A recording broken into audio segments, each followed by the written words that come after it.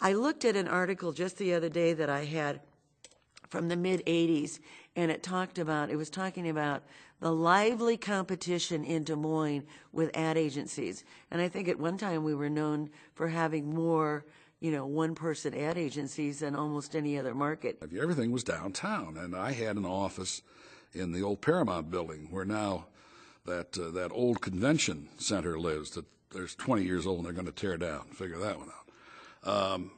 But in any event, I could walk over to the Des Moines building and cover 2 or 3 people. Ed LeGrave was in there.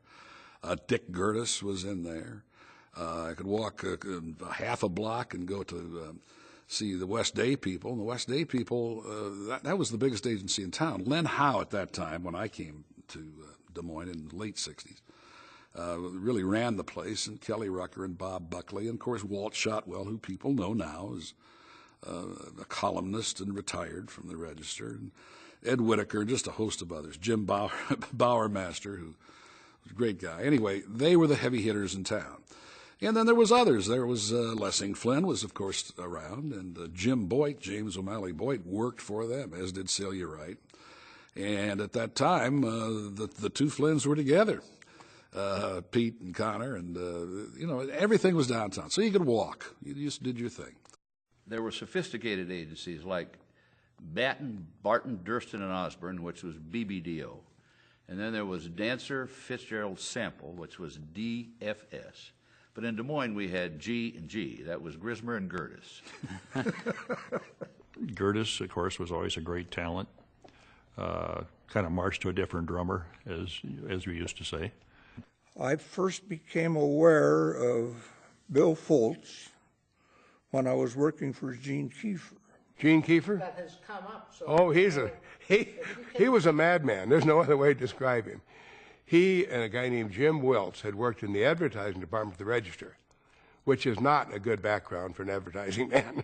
An agency person. He was real flashy cars, flashy airplane. Anytime we made any money, he bought more cameras, although we didn't need cameras. But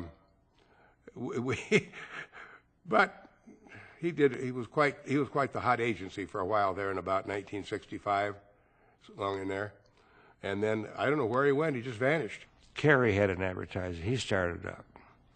And then it was Kerry Hill. And then the Nelsons started up. And Durrell was the classic. I'm sure everybody's had to talk a little bit about Sarb, and just he was infamous, and we all cut our teeth in his offices around the city, and he was a master at working the accounts, working the reps, everything in rate, and having them do all the work, and taking the full 15%. I did have the chance of working with, really great names in Des Moines in the advertising field. My gosh, when I first got there, we worked with CMF&Z, although not with Willie. We were working with Foltz and a couple of other people. And after that, we moved on to Lord Sullivan and Yoder and had the experience of Carl Guston, who was a trendsetter in his day. I hope you'll bring him back for a conversation.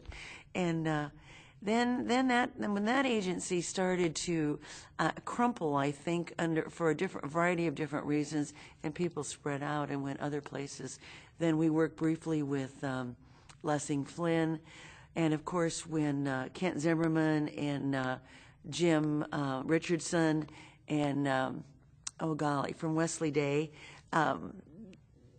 Louis, how can I forget that wonderful name? We started an awful lot of advertising agencies over the years. I mean, when you stop and think about it, James O'Malley Boyd and Ed LeGrave and ZLR and Punzak and there's a whole host of them that we really kind of trained. And then they moved on. Certainly Rex Weitzel was one of them. Rex was, there's a story told of Rex going into New York, somehow getting in to see one of the brand managers for Lever Company, and almost had Pepsodent before they found out he was from Des Moines, Iowa, and had only 3 employees. Truppy, LeGrave, and Reynolds was a big agency.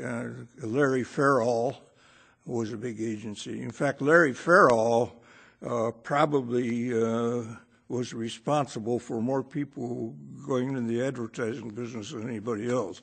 Russ Truppy was a graduate of Larry Farrell. Ed LeGrave was. There are others I can't think of right offhand. I first started selling in the late 70s for Guarantee Radio, and an account I had was this little agency on High Street, and the owner of it was always in running shorts and running shoes, and just a sweatshirt, T-shirt, or whatever. And he and then Mike McLuhan was in there for a while. It was called You and Me Advertising. Of course, that was Jack Craigie. And he went on, and he and Liz married and created Craigie Newell. And I look back at that from that little one-man shop, and he might have had Napa at the time, I'm not sure, and went on to create one of the biggest agencies, one of the most successful agencies in the city. But back then, all you needed to get in the ad business was a typewriter and a telephone, so a lot of people got into it. A lot of people didn't stay in it, but